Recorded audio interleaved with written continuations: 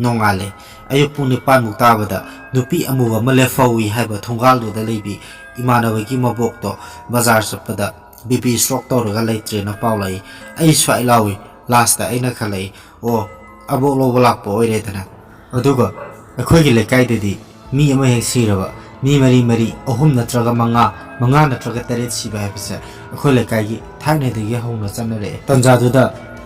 linthoi gi mache soni na phone thore te akhoi linthoi do mangre tawraga akhoi lekai gi mi poloi famdo aduda lermi ite ayam pakhale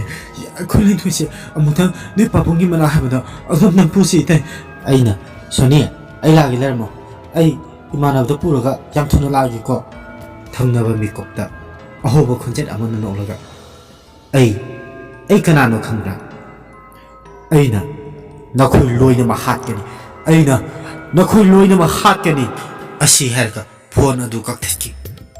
phone hek thamkhibuga ai imanabagi manakta yam thuna chatle aduga soni ne ngona phone tawraga tawrakhiba pomnama ai imanabda tammi bye soni na phone tawraga akhuloi hatkani ha phone thamkhidu kaigino ai pakhapani atre tosu pakhaluna da magida dakkawe hoji akhoi no mokhoi gi chalaga babungi manakta puba matamda loino farada bane asumna aigi imana baduga tawraga yamna thuna akhoi chegi yumda sale akhoi chegi yum hek yobaga ibagi isiga sulushalaga lerame akhoi baina nu yore dana mukhoi solution ba loira bane sanna ba tawrase no khoisu thunganda thomo ai anang pu thoga tholagi ko nase su thuminarage asumna aiga imana baduga thunganda isi ho ibai ho tholapa ngairi inedi pabung khoida sapado yauroi yum sangorage haituna inedi yumda lehore soniga linthoiga akhoi chega ibai gi gari da thaurai aigi imana baduga mamang tharaga thawi akhoi sum thawbana pabung khoi yum nyawre pabung su laisung mamang da famduna laigi kari no khara torami imana baduna pabung hek ubaga mana tonglamba sampal ado lawtholaga pabung gi manak singjalaga khoirame pabung khoiramba loraba matungda pabung gi da leiriba laisung sing ado mathang khoirame pabung gi da leiriba laisung sing ado salai taret makini pabungna akhoi lagliba mayam sing ado famnanaba thariba fida sing aduda famnaba hare akhoi di loino famme adubu lenthoidi pabungna famu hariba fida aduda famu yade akhoi sena lenthoi lase famu lao ai famningde aibu mafam basidagi lapna pumiro ai mafam basida leibse ai yam ware ai mafam basida leiningdiye aibu thingiro ai mafam basida leiningde nang khashi tawroye ina malaysidhi se famuse babungna ne phajana yengaba matungdana inawda nungaitriba myam singda loi pharadoini se famulao se inamana habiyawa inama yumda chatlase ai yam ware haiba chalasune babungdana phajana yengba loiraga chatkadabni lase inama aina haisi abiyo kaigumba inamana aina hayi wafamse yadaba thokladi ai inama bhatkani linthoi gi wahaidu tabada akhoi loinam swai lawe pakhatpam su yawe babungna ai tauge hare babungna magi laisengi thongjinda leiriba chafu manungda yawriba tare pungphai singda lokthore aduga linthoi gi masada khi hek pagal linthoi phalau sum khale aduga mameta do khana yenga babungda aibu otkanu ai ma pujuba makai ai ma thadoi ai hanbasu sunghan halo adudagi di papungna tare pungphai duna masada phalau kale nangkrano hayo nangkrano karigino nupi masasi do olidi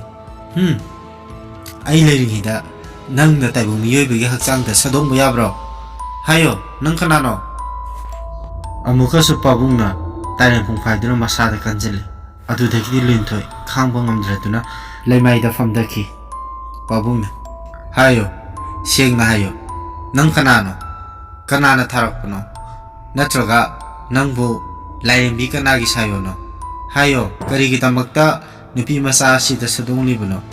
ꯅꯪꯒꯤ ꯆꯥꯛꯊꯥꯛ ꯄꯥꯝꯃꯒꯁꯨ ꯍꯥꯏꯌꯣ ꯏꯄꯥꯅꯅꯦ ꯁꯣꯏꯗꯅ ꯊꯥꯗꯣꯛꯀꯅꯤ ꯑꯩꯁꯦ ꯂꯥꯏꯅꯤꯡꯊꯧ ꯏꯕꯨꯡꯉꯣ ꯁꯤꯗꯕ ꯑꯃꯗꯤ ꯏꯃꯥ ꯂꯩꯃꯔꯦꯟ ꯁꯤꯗꯕꯤꯒꯤ ꯄꯥꯎꯈꯣꯜꯂꯣꯏꯅꯤ ꯍꯥꯏꯌꯣ ꯅꯠꯇ꯭ꯔꯒꯅ ꯁꯦꯜꯂꯣꯏ ꯂꯣꯡꯃꯥꯏ ꯆꯤꯡꯗ ꯆꯠꯇꯨꯅ ꯖꯒꯣꯏ ꯈꯨꯊꯦꯛ ꯇꯝꯃꯨꯁꯤꯔꯣ ꯍꯥ ꯍꯥꯏꯔꯣ ꯑꯄꯥꯝꯕ ꯑꯃ ꯁꯦꯜꯂꯣꯏ ꯂꯣꯡꯃꯥꯏ ꯆꯤꯡꯗ ꯆꯠꯇꯨꯅ ꯖꯒꯣꯏ ꯈꯨꯊꯦꯛꯁꯨ ꯇꯝꯅꯤꯡꯉꯦ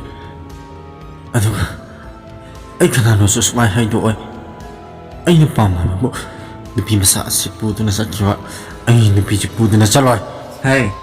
ꯅꯨꯄꯤ ꯃꯆꯥ ꯑꯁꯤꯗꯤ ꯄꯨꯈꯤꯕ ꯌꯥꯔꯣꯏꯅꯦ ꯃꯥꯗꯤ ꯇꯥꯏꯕꯪ ꯃꯤꯑꯣꯏꯕ ꯑꯗꯨꯒꯅꯦ ꯅꯪꯅ ꯁꯛ ꯎꯗꯕ ꯇꯤꯃꯨ ꯂꯥꯏꯃꯨꯔꯣ ꯅꯪꯕꯨ ꯅꯠꯇ꯭ꯔꯒ ꯍꯦꯜꯂꯣꯏꯔꯣ ꯅꯠꯇ꯭ꯔꯒ ꯅꯪꯕꯨ ꯂꯥꯏ ꯐꯠꯇꯕꯤꯔꯣ ꯍꯥꯏꯌꯨꯅꯦ ꯀꯩꯒꯨꯝꯕ ꯅꯪꯁꯤ ꯀꯅꯥꯅꯣ ꯐꯖꯅ ꯇꯥꯛꯊꯣꯛꯇ꯭ꯔꯕ ꯌꯦꯡꯉꯣ ꯑꯩꯅ ꯄꯥꯏꯔꯤꯁꯤ ꯀꯩꯅꯣ ꯃꯁꯦ ꯇꯥꯏꯔꯦꯟ ꯄꯨꯡꯐꯥꯏ ꯃꯁꯤꯅꯅꯦ ꯅꯅꯝ ꯇꯠꯇ꯭ꯔꯤ ꯐꯥꯎꯕ ꯀꯟꯒꯗꯧꯔꯤꯕ ꯃꯁꯤꯗ ꯀꯟꯕꯗ ꯅꯪ ꯍꯥꯏꯗꯣꯛꯇ ꯉꯝꯒꯗ꯭ꯔꯣ ꯑꯗꯨꯒ ꯀꯩꯒꯨꯝꯕ ꯍꯥꯏꯗꯣꯛꯇ꯭ꯔꯦꯗꯅ ꯅꯪꯁꯦ ꯂꯥꯏꯔꯣꯟ ꯇꯤꯂꯣꯟ ꯃꯌꯥꯝ ꯇꯧꯔꯒ ꯁꯩꯔꯦꯟ ꯆꯟꯗꯨꯅ ꯊꯝꯗꯧꯔꯤꯕꯅꯤ ꯍꯥꯏꯌꯣ ꯅꯪ ꯀꯅꯥꯅꯣ ꯀꯅꯥꯅꯣ ꯍꯥꯏꯌꯣ ꯑꯗꯨꯗꯒꯤꯗꯤ ꯄꯥꯕꯨꯡꯅ ꯃꯥꯅ ꯄꯥꯏ ꯄꯨꯡꯐꯥꯏꯗꯨꯅ ꯂꯤꯟꯊꯣꯏꯒꯤ ꯃꯁꯥ ꯄꯨꯝꯕꯗ ꯐꯖꯠ ꯀꯜꯂꯝꯃꯤ ꯃꯗꯨ ꯍꯦꯛ ꯀꯟꯕꯗꯒꯤ ꯂꯤꯟꯊꯣꯏ ꯑꯣꯛ ꯈꯣꯡꯒꯩ ꯀꯞꯄꯦ ꯑꯩꯕꯨ ꯐꯨꯕꯤꯒꯅꯨ ꯍꯥꯏꯗꯨꯅ ꯂꯥꯁꯇ ꯈꯥꯡꯕ ꯉꯝꯗ꯭ꯔꯗꯨꯅ ꯑꯩ ꯍꯥꯏꯔꯒꯦ ꯍꯥꯏꯌꯣ ꯅꯪ ꯀꯅꯥꯅꯣ ꯑꯩ ꯑꯇꯣꯝꯕꯤꯅꯤ ꯑꯔꯥꯟꯕ ꯍꯥꯏꯖꯤꯜꯂꯝꯃꯗꯤ ꯅꯅꯝꯗꯣ ꯇꯠꯇ꯭ꯔꯤꯕ ꯑꯃꯨꯛꯀ ꯍꯦꯟꯅ ꯐꯨꯒꯅꯤꯀꯣ ꯑꯁꯦꯡꯕꯅꯤ ꯑꯩꯅ ꯍꯥꯏꯁꯦ ꯍꯣꯏ ꯐꯔꯦꯅꯦ ꯑꯗꯣ ꯅꯪ ꯀꯔꯤ ꯆꯥꯛꯊꯥꯛꯄꯤꯌꯣꯕ ꯅꯨꯄꯤ ꯃꯆꯥꯁꯤꯗ ꯅꯪ ꯑꯗꯨꯝ ꯁꯥꯗꯣꯡꯉ ꯂꯩꯕꯗꯤ ꯌꯥꯔꯣꯏ ꯑꯩ ꯅꯨꯄꯤ ꯃꯆꯥꯁꯦ ꯄꯨꯗꯨꯅꯗꯤ ꯑꯩ ꯁꯨꯛꯍꯟꯍꯜꯂꯣꯏ ꯍꯦ ꯑꯗꯨꯒꯨꯝꯕ ꯃꯔꯩꯗꯣ ꯇꯧꯅꯣ ꯍꯥꯏꯔꯣ ꯅꯪꯅ ꯄꯥꯝꯃꯤꯁꯤ ꯀꯔꯤꯅꯣ ꯀꯔꯤꯒꯨꯝꯕ ꯅꯪꯅꯅꯦ ꯍꯥꯏꯔꯛꯇꯕ ꯇꯥꯔꯒꯗꯤ ꯁꯦ ꯑꯩꯅ ꯄꯥꯏꯁꯤ ꯎꯔꯦꯗꯅ ꯃꯁꯤꯁꯤꯅ ꯅꯅꯝꯗ ꯇꯠꯇ꯭ꯔꯤ ꯐꯥꯎꯕ ꯀꯟꯒꯗꯣꯔꯤꯕꯅꯤ ꯌꯥꯗ꯭ꯔꯦꯗꯅ ꯁꯥꯏꯔꯦꯟ ꯆꯠꯂ ꯊꯝꯗꯣꯔꯤꯕ ꯍꯥꯏꯌꯣ ꯅꯪ ꯀꯅꯥꯅꯣ ꯑꯩ ꯍꯥꯏꯔꯣꯏ ꯃꯗꯨꯗꯒꯤꯗꯤ ꯄꯥꯕꯨꯡꯅ ꯃꯥꯅ ꯄꯥꯏꯔꯝꯃꯤꯕ ꯇꯥꯏꯔꯦꯟ ꯄꯨꯡꯐꯥꯏꯗꯨꯅ ꯑꯃꯨꯛ ꯀꯟꯁꯤꯜꯂꯝꯃꯤ ꯃꯗꯨꯗꯒꯤꯗꯤ ꯃꯥ ꯈꯥꯡꯕ ꯉꯝꯗꯗꯨꯅ ꯑꯩ ꯍꯥꯏꯔꯒꯦ ꯑꯗꯨꯃꯥꯏꯅ ꯉꯁꯥꯏꯅ ꯅꯔꯣꯟ ꯆꯨꯝꯕ ꯌꯥꯗ꯭ꯔꯣ ꯍꯥꯏꯔꯣ ꯑꯩ ꯃꯤ ꯃꯀꯣꯛ ꯆꯥꯒꯦ ꯀꯩ ꯃꯔꯩꯅꯣ ꯃꯤ ꯃꯀꯣꯛꯕꯨ ꯀꯥꯏꯗꯩ ꯂꯧꯗꯣꯔꯤ ꯍꯥ ꯃꯔꯩ ꯌꯥꯝ ꯇꯧꯔꯗꯤꯅꯦ ꯅꯪ ꯍꯧꯖꯤꯛ ꯁꯥꯏꯔꯦꯟ ꯆꯜꯂꯒ ꯁꯣꯏꯗꯅ ꯊꯝꯕꯅꯤ ꯅꯪ ꯐꯖꯅ ꯍꯥꯏꯔꯣ ꯑꯁꯦꯡꯕꯗꯣ ꯀꯔꯤꯅꯣ ꯅꯪ ꯆꯥꯅꯤꯡꯉꯤꯁꯦ ꯊꯨꯅ ꯍꯥꯏꯔꯣ ꯑꯩ ꯃꯤ ꯃꯀꯣꯛ ꯆꯥꯗ꯭ꯔꯤ ꯃꯈꯩꯗꯤ ꯑꯩ ꯍꯜꯂꯔꯣꯏ ꯇꯧꯅꯨꯅꯦ ꯑꯗꯨꯒꯨꯝꯕ ꯃꯔꯩꯗꯣ ꯍꯥꯏꯔꯣ ꯑꯩꯈꯣꯏꯅ ꯂꯩꯕ ꯉꯝꯕ ꯃꯤ ꯃꯀꯣꯛ ꯍꯥꯏꯁꯤꯗꯤ ꯀꯥꯏꯗꯩ ꯂꯩꯔꯨꯗꯣꯔꯤꯒꯦ ꯍꯥ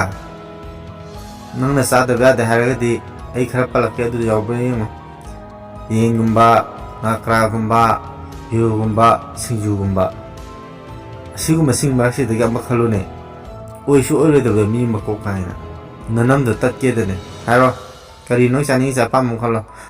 ꯍꯥꯏꯔꯣ ꯑꯩ ꯁꯨꯡꯍꯥꯏ ꯍꯥꯏꯔꯣꯏ ꯃꯤ ꯃꯀꯣꯛ ꯆꯥꯗ꯭ꯔꯤ ꯃꯈꯩ ꯑꯩ ꯁꯨꯡꯍꯜꯂꯣ ꯅꯪꯁꯦ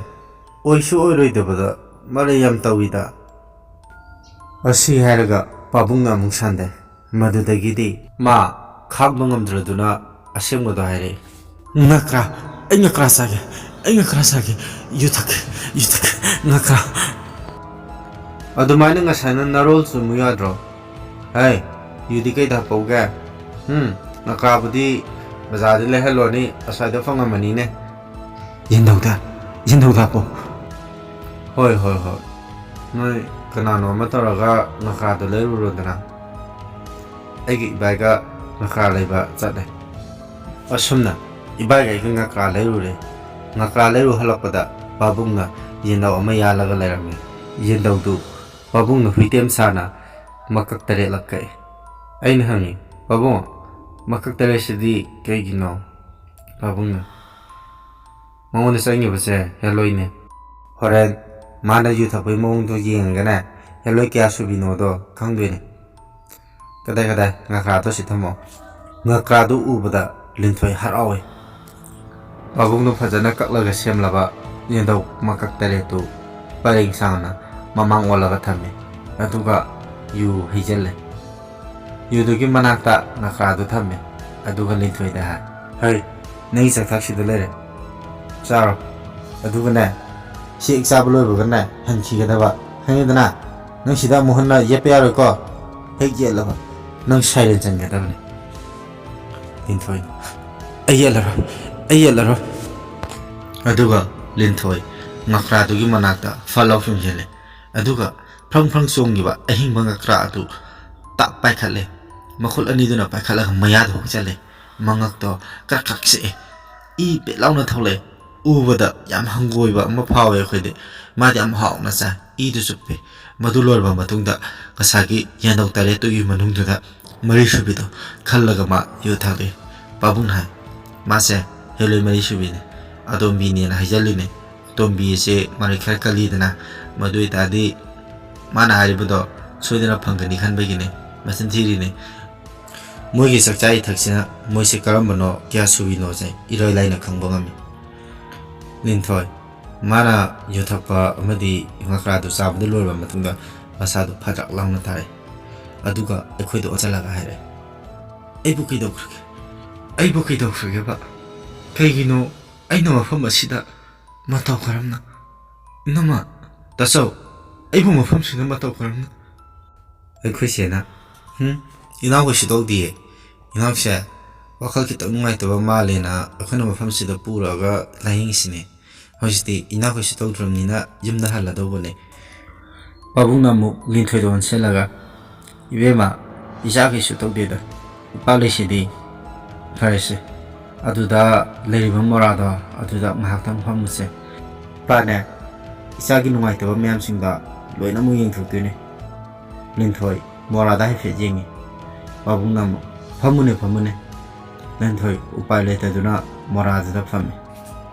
ꯂꯤꯟꯊꯣꯏ ꯃꯣꯔꯥꯗ ꯐꯝꯕꯗꯨ ꯃꯁꯥꯗꯨ ꯏꯍꯩ ꯍꯩꯅꯗꯕꯗꯧꯅ ꯎꯏ ꯄꯥꯕꯨꯡꯅ 이베마 ꯅꯪ ꯃꯣꯔꯥꯗꯨꯗ ꯐꯝꯕꯗꯨꯕꯨ ꯌꯥꯝ ꯍꯩꯅꯗ꯭ꯔꯕꯣ ꯄꯥꯕꯨꯡ ꯀꯩꯁꯨ ꯇꯧꯗꯦꯗ ꯑꯗꯨ ꯏꯁꯥꯁꯤ ꯑꯣꯂꯥꯡ ꯑꯣꯏꯁꯪꯅꯕ ꯌꯥꯝꯅ ꯀꯩꯅꯣꯝ ꯇꯧꯕ ꯑꯃꯗꯤ ꯐꯥꯎꯋꯦ ꯍꯣ ꯉꯥꯏꯍꯥꯛꯇꯪꯗꯤ ꯐꯝꯃꯁꯦ ꯏꯄꯥ ꯐꯖꯅ ꯑꯝꯇ ꯌꯦꯡꯊꯣꯛꯀꯦ ꯄꯥꯕꯨꯡ ꯌꯥꯝ ꯐꯝꯅꯤꯡꯗꯦ ꯀꯩꯀꯩꯒꯨꯝꯕ ꯊꯤꯟꯕ ꯌꯥꯝ ꯃꯥꯜꯂꯦ ꯑꯩ ꯐꯝꯃꯔꯣꯏꯒꯦ ꯑꯁꯤ ꯍꯥꯏꯔꯒ ꯂꯤꯟꯊꯣꯏ ꯐꯨꯛꯂꯥ ꯍꯧꯒꯠꯂꯛꯏ ꯄꯥꯕꯨꯡꯅ ꯌꯥꯗꯦ ꯉꯥꯏꯍꯥꯛꯇ ꯐꯝꯈꯣꯅꯦ ꯂꯤꯟꯊꯣꯏ ꯁꯥꯎꯔꯛꯏ ꯑꯩꯅ ꯐꯝꯕ ꯇꯜꯂꯦ ꯍꯥꯏꯔꯒ ꯂꯤꯟꯊꯣꯏ ꯏꯁꯧ ꯂꯥꯡꯕ ꯁꯨꯝ ꯍꯦꯟꯀꯠꯂꯛꯏ ꯃꯥꯒꯤ ꯃꯑꯣꯡꯗꯨꯗ ꯄꯥꯕꯨꯡ ꯒ꯭ꯌꯥꯟ ꯇꯥꯔꯗꯨꯅ ꯄꯥꯕꯨꯡꯅ ꯍꯥꯏ ꯍꯣ ꯅꯪꯅ ꯐꯝꯅꯤꯡꯗ ꯇꯥꯔꯗꯤ ꯂꯥꯛꯑꯣ ꯑꯗꯨꯗ ꯊꯥꯔꯤꯕ ꯐꯛꯇꯨꯗ ꯑꯣꯏꯅ ꯐꯝꯃꯣ ꯂꯤꯟꯊꯣꯏ ꯐꯛꯇꯨꯗ ꯐꯝꯒꯦ ꯇꯧꯏ ꯑꯗꯨꯕꯨ ꯐꯛꯇ ꯍꯦꯛ ꯐꯝꯒꯦ ꯇꯧꯕꯒ ꯑꯃꯨꯛ ꯐꯨꯛꯂꯥ ꯍꯧꯒꯠꯂꯛꯏ ꯑꯩ ꯐꯛꯁꯤꯗꯁꯨ ꯐꯝꯅꯤꯡꯗꯦ ꯑꯗꯒꯤꯗꯤ ꯄꯥꯕꯨꯡꯅ ꯇꯥꯏꯔꯦꯟ ꯄꯨꯡꯐꯥꯏꯗꯨ ꯄꯥꯏ ꯑꯗꯨꯒ ꯂꯤꯟꯊꯣꯏꯒꯤ ꯃꯁꯥꯗ ꯑꯃꯨꯛ ꯐꯗ꯭ꯔꯠ ꯀꯜꯂꯤ ꯍꯥꯏꯌꯣ ꯅꯪ ꯀꯅꯥꯅꯣ ꯍꯥꯏꯌꯣꯁꯦ ꯀꯅꯥꯅꯣ ꯅꯪ ꯇꯁꯦꯡꯅ ꯍꯥꯏꯗ ꯇꯥꯔꯗꯤ ꯅꯪ ꯑꯋꯥꯐꯝꯗ ꯇꯥꯒꯅꯤ ꯄꯥꯕꯨꯡ ꯑꯩ ꯂꯤꯟꯊꯣꯏꯅꯦ ꯀꯔꯤꯅꯣ ꯑꯩꯉꯣꯟꯗ ꯀꯅꯥꯅꯣ ꯍꯥꯏꯅ ꯍꯪꯉꯤꯗꯣ ꯍꯦ ꯅꯆꯤꯟ ꯊꯤꯅꯨ ꯅꯪ ꯃꯁꯛ ꯃꯨꯟꯅ ꯈꯪꯉꯤ ꯑꯩꯅ ꯊꯥꯔꯤꯕ ꯐꯛ ꯑꯩꯅ ꯅꯉꯣꯟꯗ ꯐꯝꯃꯣꯅ ꯐꯝꯍꯜꯂꯤꯕ ꯃꯣꯔꯥ ꯑꯁꯤꯕꯨ ꯑꯆꯝꯕ ꯃꯥꯟꯕ꯭ꯔꯥ ꯅꯪ ꯀꯅꯥꯅꯣ ꯍꯥꯏꯔꯣ ꯍꯦꯛ ꯍꯥꯏꯗꯕ ꯇꯥꯔꯒꯗꯤ ꯅꯪ ꯑꯋꯥꯐꯝꯗ ꯁꯣꯏꯗꯅ ꯇꯥꯒꯅꯤ ꯍꯥꯏꯔꯣ ꯁꯦ ꯍꯥꯏꯔꯣ ꯑꯁꯤ ꯍꯥꯏꯔꯒ ꯄꯥꯕꯨꯡꯅ ꯃꯈꯨꯠꯇ ꯄꯥꯏꯔꯤꯕ ꯇꯥꯏꯔꯦꯟ ꯄꯨꯡꯐꯥꯏꯗꯨꯅ ꯍꯦꯟꯅ ꯀꯟꯖꯜꯂꯦ ꯑꯗꯨꯕꯨ ꯂꯤꯟꯊꯣꯏꯗꯤ ꯆꯩꯅꯥ ꯈꯥꯡꯉꯤ ꯂꯤꯟꯊꯣꯏꯅ ꯄꯥꯎꯈꯨꯝ ꯄꯤꯔꯛꯑꯦ ꯑꯩ ꯂꯤꯟꯊꯣꯏꯅꯤ ꯅꯠꯇꯦ ꯅꯪ ꯂꯤꯟꯊꯣꯏ ꯅꯠꯇꯦ ꯍꯥꯏꯌꯣ ꯅꯪ ꯀꯅꯥꯅꯣ ꯄꯥꯕꯨꯡꯅ ꯑꯃꯨꯛ ꯍꯩ ꯅꯪꯅꯅꯦ ꯃꯣꯔꯥꯁꯤꯗ ꯐꯝꯃꯨ ꯌꯥꯗ꯭ꯔꯤꯁꯤ ꯀꯩꯒꯤꯅꯣ ꯈꯪꯕ꯭ꯔꯥ ꯍꯦ ꯃꯣꯔꯥꯁꯤꯒꯤ ꯃꯈꯥꯗꯅꯦ ꯑꯩꯅꯅꯦ ꯀꯨꯔꯥꯎ ꯑꯉꯧꯕ ꯃꯄꯥꯟ ꯍꯥꯞꯄꯦ ꯐꯛꯁꯤꯒꯤ ꯃꯈꯥꯗꯁꯨ ꯍꯥꯞꯄꯦ ꯃꯁꯤ ꯌꯥꯎꯕꯅꯅꯦ ꯅꯪꯅ ꯐꯝꯗ꯭ꯔꯤꯗꯣ ꯀꯨꯔꯥꯎ ꯑꯉꯧꯕ ꯃꯄꯥꯟꯁꯤꯅꯅꯦ ꯅꯪꯅ ꯐꯝꯕ ꯃꯇꯝꯗ ꯇꯤꯡꯂꯪꯅ ꯊꯤꯟꯕꯗꯧꯅ ꯅꯁꯥꯗ ꯐꯥꯎꯔꯤꯗꯣ ꯍꯥꯏꯔꯣ ꯅꯪ ꯍꯤꯡꯆꯥꯕꯤꯅꯤ ꯍꯥꯏꯕ ꯑꯩ ꯈꯪꯉꯤ ꯀꯔꯝꯕ ꯍꯤꯡꯆꯥꯕꯤꯅꯣ ꯀꯅꯥꯒꯤ ꯃꯁꯥꯗ ꯁꯥꯗꯣꯡꯕ ꯍꯤꯡꯆꯥꯕꯤꯅꯣ ꯍꯥꯏꯌꯣ ꯍꯦ ꯍꯤꯡꯆꯥꯕꯤ ꯑꯗꯨ ꯍꯥꯏꯔꯒ ꯄꯥꯕꯨꯡꯅ ꯂꯤꯟꯊꯣꯏꯒꯤ ꯃꯁꯥꯗ ꯇꯥꯏꯔꯦꯟ ꯄꯨꯡꯐꯥꯏꯅ ꯑꯃꯨꯛ ꯐꯗ꯭ꯔꯠ ꯀꯟꯁꯜꯂꯦ ꯑꯗꯨꯗꯒꯤꯗꯤ ꯂꯤꯟꯊꯣꯏ ꯈꯥꯡꯕ ꯉꯝꯗ꯭ꯔꯗꯨꯅ ꯑꯩ ꯍꯥꯏꯔꯒꯦ ꯑꯩ ꯁꯈꯤꯗ ꯂꯣꯏꯅꯕꯤꯅꯦ ꯑꯗꯨꯒ ꯀꯔꯤꯒꯤꯅꯣ ꯅꯪꯅ ꯅꯨꯄꯤ ꯃꯆꯥꯁꯤꯗ ꯑꯗꯨꯝ ꯂꯩꯔꯤꯗꯦ ꯅꯪꯒꯤ ꯆꯥꯛꯊꯥ ꯑꯃ ꯂꯧꯔꯒ ꯅꯪ ꯍꯟꯈꯤꯕ ꯌꯥꯗ꯭ꯔꯣ ꯀꯩꯒꯤꯅꯣ ꯅꯨꯄꯤ ꯃꯆꯥꯁꯤꯗ ꯑꯗꯨꯝ ꯂꯣꯏꯅꯔ ꯂꯩꯔꯤꯁꯦ ꯍꯥꯏꯌꯣ ꯀꯔꯤꯒꯤꯅꯣ ꯂꯣꯏꯅꯔ ꯂꯩꯔꯤꯁꯦ ꯍꯦ ꯋꯥꯔꯤꯗꯣ ꯐꯖꯅ ꯍꯥꯏꯔꯛꯇ꯭ꯔꯗꯤ ꯅꯪ ꯑꯐꯕ ꯑꯣꯏꯔꯣ ꯑꯩ ꯍꯥꯏꯖꯒꯦ ꯅꯣꯡꯃ ꯁꯈꯤꯅ ꯃꯈꯣꯏꯗ ꯂꯥꯛꯄ ꯃꯇꯝꯗ ꯂꯤꯟꯊꯣꯏ ꯆꯥꯛ ꯆꯥꯗꯨꯅ ꯂꯩꯔꯝꯃꯤ ꯃꯥꯅ ꯆꯥꯔꯝꯕ ꯉꯥ ꯊꯣꯡꯕꯗꯣ ꯃꯗꯨ ꯎꯕꯗ ꯑꯩ ꯌꯥꯝ ꯆꯥꯅꯤꯡꯕ ꯐꯥꯎꯈꯤ ꯃꯗꯨꯗꯒꯤ ꯑꯩ ꯁꯈꯤꯗꯒꯤ ꯂꯤꯟꯊꯣꯏꯗ ꯆꯣꯡꯁꯤꯟꯈꯤ ꯅꯨꯃꯤꯠꯇꯨꯃ ꯑꯩ ꯂꯤꯟꯊꯣꯏꯕꯨ ꯑꯣꯠꯈꯤ ꯂꯤꯟꯊꯣꯏꯕꯨ ꯆꯤꯡꯊꯦꯛꯄ ꯌꯥꯕ ꯆꯤꯡꯊꯦꯛꯍꯟꯈꯤ ꯑꯗꯨꯕꯨ ꯂꯥꯁꯇꯗꯤ ꯑꯩꯅꯤ ꯈꯪꯂꯛꯄꯗꯒꯤ ꯃꯈꯣꯏꯅ ꯉꯥ ꯊꯣꯡꯕ ꯑꯗꯨ ꯊꯥꯗꯣꯛꯇꯨꯅ ꯑꯩꯕꯨ ꯂꯤꯟꯊꯣꯏꯒꯤ ꯃꯁꯥꯗꯒꯤ ꯃꯄꯥꯟꯗ ꯊꯣꯛꯍꯜꯂꯛꯈꯤ ꯑꯗꯨꯒ ꯑꯩꯅ ꯁꯈꯤꯗ ꯆꯣꯡꯁꯤꯟꯈꯤ ꯆꯠꯄ ꯃꯇꯝꯗꯗꯤ ꯁꯈꯤ BP ꯁ꯭ꯇ꯭ꯔꯣꯛ ꯇꯧꯗꯨꯅ ꯇꯥꯏꯕꯪ ꯃꯥꯂꯦꯝꯄꯥꯠ ꯑꯁꯤꯗꯒꯤ ꯊꯥꯗꯣꯛꯇꯨꯅ ꯂꯩꯔꯝꯈꯤ ꯑꯩ ꯀꯩꯗꯧꯐꯝ ꯂꯩꯈꯤꯗꯦ ꯁꯈꯤꯒꯤ ꯃꯆꯥꯅꯨꯄꯤ ꯑꯃꯠꯇ ꯄꯣꯛꯇꯦ ꯀꯩꯒꯨꯝꯕ ꯃꯆꯥꯅꯨꯄꯤ ꯄꯣꯛꯂꯒꯗꯤ ꯃꯆꯥꯅꯨꯄꯤ ꯑꯃꯗ ꯑꯩꯒꯤ ꯀꯩꯗꯧꯐꯝ ꯑꯣꯏꯔꯝꯒꯗꯕꯅꯤ ꯑꯗꯨꯕꯨ ꯑꯩ ꯎꯄꯥꯏ ꯂꯩꯈꯤꯗꯦ ꯁꯈꯤ ꯂꯩꯈꯤꯗ꯭ꯔꯕ ꯃꯇꯨꯡꯗ ꯑꯩ ꯂꯤꯟꯊꯣꯏꯒꯤ ꯃꯅꯥꯛꯇ ꯑꯃꯨꯛ ꯂꯥꯛꯈꯤ ꯑꯗꯨꯒ ꯂꯤꯟꯊꯣꯏꯒꯤ ꯍꯛꯆꯥꯡꯗ ꯑꯩ ꯆꯣꯡꯁꯤꯟꯈꯤ ꯅꯨꯃꯤꯠꯇꯨꯗꯒꯤꯗꯤ ꯑꯩ ꯂꯤꯟꯊꯣꯏꯗ ꯑꯌꯦꯠꯄ ꯄꯤꯈꯤꯗ꯭ꯔꯦ ꯑꯩ ꯂꯤꯟꯊꯣꯏꯗ ꯂꯣꯏꯅꯩ ꯍꯥꯏꯕꯁꯦ ꯀꯅꯥꯗꯁꯨ ꯈꯪꯍꯟꯈꯤꯗ꯭ꯔꯦ ꯑꯁꯨꯛ ꯀꯨꯏꯕꯁꯦ ꯑꯩ ꯀꯅꯥꯁꯨ ꯈꯪꯍꯟꯗꯅ ꯂꯤꯟꯊꯣꯏꯒꯤ ꯍꯛꯆꯥꯡꯗ ꯂꯣꯏꯅꯗꯨꯅ ꯂꯥꯛꯄꯅꯤ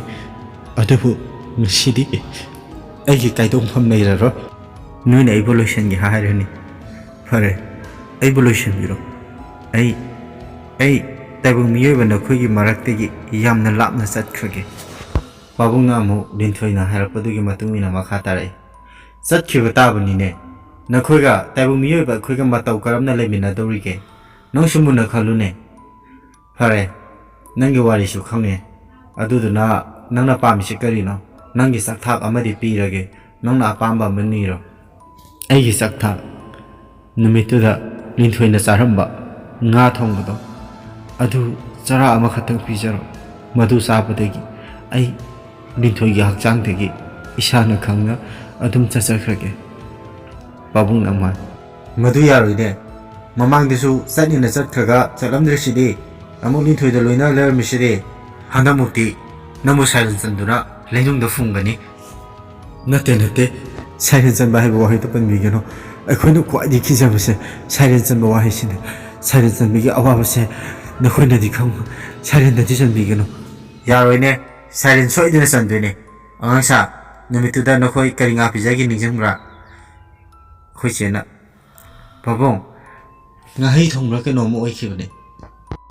ꯄꯥꯕꯨꯡꯅ ꯑꯃꯨꯛ ꯂꯤꯟꯊꯣꯏꯗ ꯑꯣꯟꯁꯤꯜꯂꯒ ꯆꯨꯝꯕ꯭ꯔꯣ ꯉꯥꯍꯩꯅꯦ ꯍꯥꯏꯁꯦ ꯂꯤꯟꯊꯣꯏꯅ ꯆꯨꯝꯃꯤ ꯑꯗꯣ ꯑꯩꯕꯨ ꯁꯥꯏꯔꯦꯟꯇꯗꯤ ꯆꯟꯕꯤꯒꯅꯨ ꯑꯩ ꯁꯥꯏꯔꯦꯟ ꯆꯟꯕꯒꯤ ꯑꯋꯥꯕꯗꯣ ꯑꯩ ꯈꯪꯕ ꯉꯝꯃꯣꯏꯌꯦ ꯁꯥꯏꯔꯦꯟꯇꯗꯤ ꯆꯟꯕꯤꯒꯅꯨ ꯂꯤꯟꯊꯣꯏꯅ ꯁꯥꯏꯔꯦꯟꯇꯗꯤ ꯆꯟꯕꯤꯒꯅꯨ ꯍꯥꯏꯕꯗꯣ ꯑꯩꯈꯣꯏ ꯐꯖꯅ ꯇꯥꯁꯜꯂꯨꯗ꯭ꯔꯦ ꯑꯩꯒ ꯑꯩꯈꯣꯏ ꯕꯥꯏꯒ ꯆꯠꯂꯒ ꯉꯥꯍꯩꯗꯣ ꯂꯩꯔꯨꯔꯦ ꯉꯥꯍꯩꯗꯣ ꯂꯩꯔꯨꯔꯒ ꯄꯥꯕꯨꯡ ꯈꯣꯏꯒꯤ ꯌꯨꯝꯗ ꯐꯖꯅ ꯊꯣꯡꯉꯦ ꯑꯗꯨꯒ ꯂꯤꯟꯊꯣꯏꯕꯨ ꯄꯤꯖꯔꯦ ꯀꯣꯟꯊꯣꯡ ꯋꯥꯡꯃꯗꯁꯨ ꯆꯥꯛ ꯆꯥꯂꯨꯛ ꯑꯃ ꯊꯥꯗꯣꯛꯏ ꯃꯗꯨ ꯂꯣꯏꯔꯕ ꯃꯇꯨꯡꯗ ꯂꯤꯟꯊꯣꯏꯕꯨ ꯄꯥꯕꯨꯡꯅ ꯃꯣꯔꯥ ꯃꯊꯛꯇꯨꯗ ꯑꯃꯨꯛ ꯐꯝꯅꯕ ꯍꯥꯏ ꯂꯤꯟꯊꯣꯏ ꯃꯣꯔꯥ ꯃꯊꯛꯇꯨꯗ ꯐꯝꯕ ꯁꯨꯡꯌꯥ ꯌꯥꯗꯦ ꯑꯗꯨꯕꯨ ꯄꯥꯕꯨꯡꯅ ꯙꯞ ꯇꯧꯏ ꯀꯔꯤꯒꯨꯝꯕ ꯅꯪꯅ ꯐꯝꯗꯕ ꯇꯥꯔꯒꯗꯤ ꯑꯩꯅ ꯄꯥꯏꯔꯤꯕ ꯇꯥꯏꯔꯦꯟ ꯄꯨꯡꯐꯥꯏ ꯑꯁꯤꯅ ꯅꯪꯕꯨ ꯇꯨꯝꯗ꯭ꯔꯤ ꯐꯥꯎꯕ ꯀꯟꯒꯅꯤ ꯅꯪ ꯎꯄꯥꯏ ꯁꯨꯡꯂꯩ ꯂꯩꯔꯣꯏ ꯐꯝꯃꯨ ꯑꯁꯨꯝꯅ ꯄꯥꯕꯨꯡꯅ ꯙꯞ ꯇꯧꯕꯗꯒꯤ ꯂꯤꯟꯊꯣꯏ ꯎꯄꯥꯏ ꯂꯩꯇ꯭ꯔꯗꯨꯅ ꯃꯄꯤ ꯏꯔꯥ ꯆꯦꯜꯂꯗꯨꯅ ꯐꯝꯃꯤ ꯍꯦꯛ ꯐꯝꯕꯒ ꯃꯥ ꯂꯥꯎꯔꯛꯏ ꯇꯤꯡꯒꯪꯅ ꯊꯤꯟꯕꯗꯧꯅ ꯐꯥꯎꯕ꯭ꯔꯣ ꯅꯁꯥꯗꯣ ꯂꯤꯟꯊꯣꯏꯅ ꯇꯤꯡꯒꯪꯅ ꯊꯤꯟꯕꯒ ꯆꯞ ꯃꯥꯟꯅꯔꯦ ꯑꯩ ꯐꯝꯕ ꯉꯝꯗ꯭ꯔꯦ ꯑꯩ ꯍꯧꯒꯠꯂꯒꯦ ꯄꯥꯕꯨꯡꯅ ꯌꯥꯈꯤꯔꯣꯏ ꯐꯝꯀꯣ ꯑꯁꯨꯝꯅ ꯄꯥꯕꯨꯡꯅ ꯂꯥꯏꯔꯣꯟ ꯇꯤꯜꯂꯣꯟ ꯈꯔ ꯁꯣꯟꯗꯨꯅ ꯃꯅꯥꯛꯇꯨꯗ ꯂꯩꯔꯤꯕ ꯇꯥꯏꯔꯦꯟ ꯄꯨꯡꯐꯥꯏ ꯑꯃꯗꯤ ꯃꯆꯟ ꯈꯔꯒ ꯂꯣꯏꯅꯅ ꯃꯔꯨꯝ ꯁꯣꯜꯂꯒ ꯄꯥꯇ꯭ꯔ ꯑꯃꯗ ꯍꯥꯞꯆꯜꯂꯤ ꯃꯗꯨ ꯍꯥꯞꯄ ꯂꯣꯏꯔꯕ ꯃꯇꯨꯡꯗ ꯂꯤꯟꯊꯣꯏꯅ ꯐꯝꯂꯤꯕ ꯃꯣꯔꯥꯗꯨꯒꯤ ꯃꯈꯥꯗ ꯍꯥꯞꯂꯤꯕ ꯀꯨꯔꯥꯎ ꯑꯉꯧꯕ ꯃꯄꯥꯟꯗꯨꯁꯨ ꯂꯧꯁꯜꯂꯒ ꯉꯁꯥꯏꯒꯤ ꯄꯥꯇ꯭ꯔꯗꯨꯗ ꯑꯃꯨꯛ ꯍꯥꯞꯆꯜꯂꯤ ꯄꯥꯕꯨꯡꯅ ꯀꯩꯀꯩꯅꯣ ꯃꯆꯤꯟ ꯑꯃꯃꯝ ꯁꯣꯜꯂꯕ ꯃꯇꯨꯡꯗ ꯂꯪꯊ꯭ꯔꯩ ꯃꯇꯣꯟ ꯑꯃ ꯂꯧꯔꯒ ꯂꯤꯟꯊꯣꯏꯒꯤ ꯃꯁꯥ ꯄꯨꯝꯕꯗꯨ ꯅꯥꯜꯂꯤ ꯑꯗꯨꯒ ꯂꯪꯊ꯭ꯔꯩ ꯃꯇꯣꯟ ꯑꯗꯨ ꯄꯥꯇ꯭ꯔ ꯑꯃꯗꯨꯗ ꯍꯥꯞꯆꯜꯂꯤ ꯑꯗꯨꯒ ꯄꯥꯇ꯭ꯔꯗꯨ ꯃꯈꯨꯝ ꯈꯨꯝꯖꯤꯜꯂꯤ ꯉꯥꯏꯍꯥꯛ ꯂꯩꯔꯒ ꯂꯪ ꯑꯍꯤꯡꯕ ꯑꯃꯨꯛ ꯄꯨꯊꯣꯔꯛꯏ ꯂꯪ ꯑꯍꯤꯡꯕ ꯑꯗꯨ ꯈꯨꯖꯥꯏ ꯃꯆꯥ ꯑꯃꯗ ꯏꯁꯤꯡ ꯄꯤꯛꯊꯟꯅ ꯍꯥꯞꯂꯕ ꯑꯃꯗ ꯍꯥꯞꯆꯜꯂꯤ ꯈꯨꯖꯥꯏ ꯃꯅꯨꯡꯗꯒꯤ ꯂꯪ ꯑꯍꯤꯡꯕꯗꯨ ꯁꯝꯃꯛꯇꯨꯅ ꯉꯁꯥꯏꯒꯤ ꯄꯥꯇ꯭ꯔ ꯑꯗꯨꯗ ꯑꯃꯨꯛ ꯍꯥꯞꯆꯜꯂꯤ ꯑꯁꯨꯝꯅ ꯄꯥꯇ꯭ꯔꯗꯨꯗ ꯍꯥꯞꯆꯜꯂꯕ ꯃꯇꯨꯡꯗ ꯄꯥꯕꯨꯡꯅ ꯃꯔꯨꯝ ꯁꯣꯜꯂꯛꯑꯦ ꯑꯩꯈꯣꯏꯅ ꯈꯪꯉꯤ ꯄꯥꯕꯨꯡꯅ ꯁꯣꯜꯂꯤꯕ ꯑꯗꯨ ꯂꯥꯏꯔꯣꯟ ꯇꯤꯜꯂꯣꯟꯅꯤ ꯍꯥꯏꯕ ꯁꯨꯝ ꯄꯥꯕꯨꯡꯅ ꯁꯣꯜꯂꯛꯄꯗꯒꯤ ꯂꯤꯟꯊꯣꯏ ꯐꯨꯛ ꯂꯥꯎꯅ ꯍꯧꯒꯠꯂꯛꯏ ꯑꯗꯨꯒ Mamit ado yam khana pabung de nge linthoi pabung de sum mamit khaning lambadagi khonghowdana magi haksang ado thektore aduga thangnaba mikupta leimai da haithaki akhoi sega ibaga sensinduna linthoi bo leimai de hawole aduga pabung na haire lore mana akhoi de yetara kyam khuni yet pangangani yeng patra sida magi thawai mirela do yawrabani nakhoina mafam sana a leinung da tawraga funggera natraga loktak ta satuna thadarugira nakhoina apamba matawra kaigumba nakhoina longthoklubada kanagumbana fangkhrabadi masigi patra se makum e hangdoklubada sidi yawriba mirel asina amu kaidongani misaktuda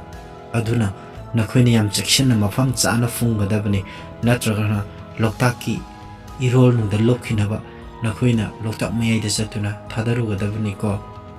khwaidagi fabadi leinungda fomba asina helani aduna nakhoi munna khalaga karambana fagadage do tawro ko linthoina inama ai saja pungtekte ai sibu kai dawrurage akhoi sena kashi dawdeda lao phamula linthoina akhoi shuni di linthoina shuni balakpada akhoi myam koing yengi shuni laramde akhoi myam babung khoi yana khaluka laisangi akoiba singda koi titi adubu shuni thiba phangde kaina thangda babungna mahak laisingda sangduna lai khorame babungna haire nakhoi chumda thonganda tho thonganda haino pampi mahobani haino digi makongda ma famduna leire nakhoina mabu posalo asumna akhoi thonganda prap thoe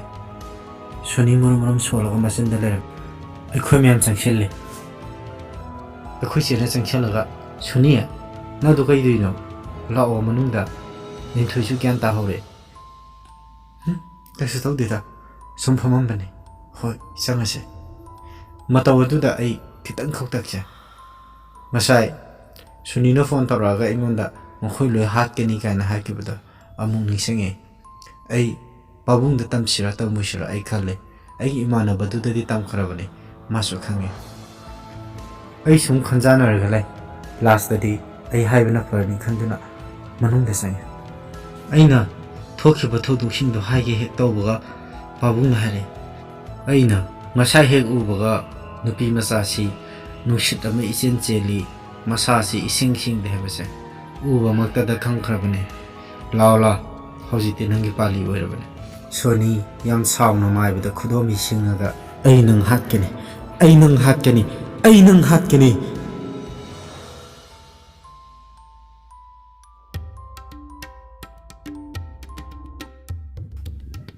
viewers khudingmapu aikhoigi channel gi maikaidagi thagatwa phongdoksari positive response mayam amasu phungjare masigi damakta amho chana thagatsari tasengnama aiha khonjal phajai natraga wari libe am hai haiduna lijaba nate aiha tasengna pamjarubagi damakta lijabani aduga wari asi bu pamna tabiriba viewers khudingmakta dedicate tawjage aduga aigi matangda kariguma kharaga khanghanjage tasengna maiha lon thoktuba misak amorame matamda aina sahi tarani thoi traum de shorko adwaidene hospital da operation ahum lak toraba matungda ai ngasi gi phibam ase tarakkhibane ngasishu ai lon phajana sengna ngangdri ai record se tongno hona bada amna wai ai gi aroiba surgery to tokhiba sahi manga muksure aduna atopana etana lirak style duga aina lirak style jiga kitang penbi da bayor su akhoi channel asu ming tabiriba viewers khudingmana penthokpiu amasung nungsibiu haijari iroi loina akhoi channel asibu subscribe tabiramo